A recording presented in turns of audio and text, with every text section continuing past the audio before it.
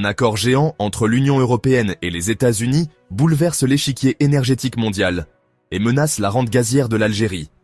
Que s'est-il passé et que peut faire Alger pour riposter?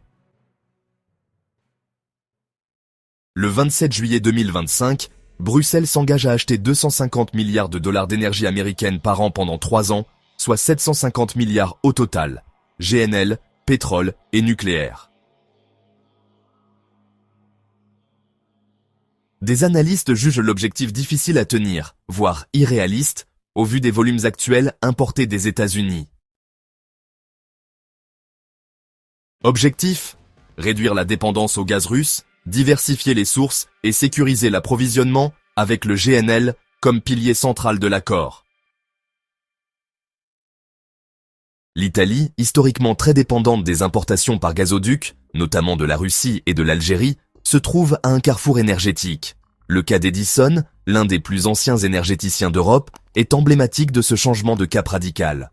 En septembre 2025, l'entreprise italienne a frappé un grand coup en signant avec le géant Shell un contrat d'approvisionnement majeur. Ce contrat, d'une durée pouvant aller jusqu'à 15 ans, porte sur la livraison de 0,7 million de tonnes de gaz naturel liquéfié américain chaque année.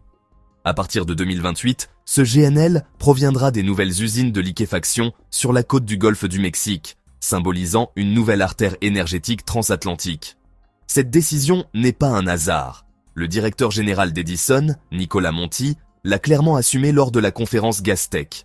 Sa nouvelle doctrine est simple: plus de flexibilité, plus de GNL et moins de dépendance aux gazoducs.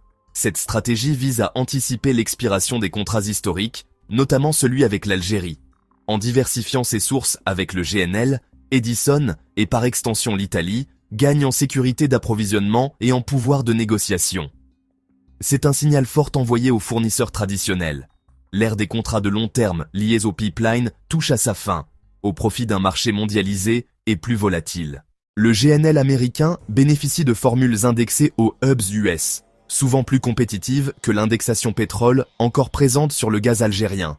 Côté logistique, les méthaniers offrent une agilité d'acheminement et d'arbitrage que ne permettent pas toujours les gazoducs saturés ou contraints. En 2024, les États-Unis dominent le GNL livré à l'UE, tandis que l'Algérie recule ou stagne selon les périodes et sources. Au premier semestre 2025, les livraisons algériennes de GNL à l'UE baissent de 26,5% selon des données citées par la presse spécialisée. Les gazoducs Transmed et Medgaz restent des axes clés, mais les goulots et l'allocation des capacités limitent la montée en charge.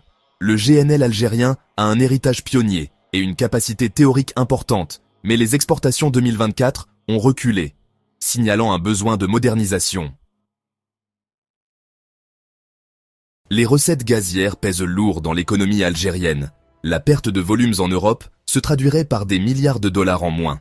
Plusieurs contrats long terme expirent à l'horizon 2027. Moment clé pour renégocier prix, indexation et flexibilité. Piste: moderniser les trains de liquéfaction, diversifier vers Afrique et Asie quand les routes le permettent, et adopter des formules de prix plus alignées sur les hubs. Au-delà d'un simple contrat commercial, cet accord marque un réalignement géopolitique majeur.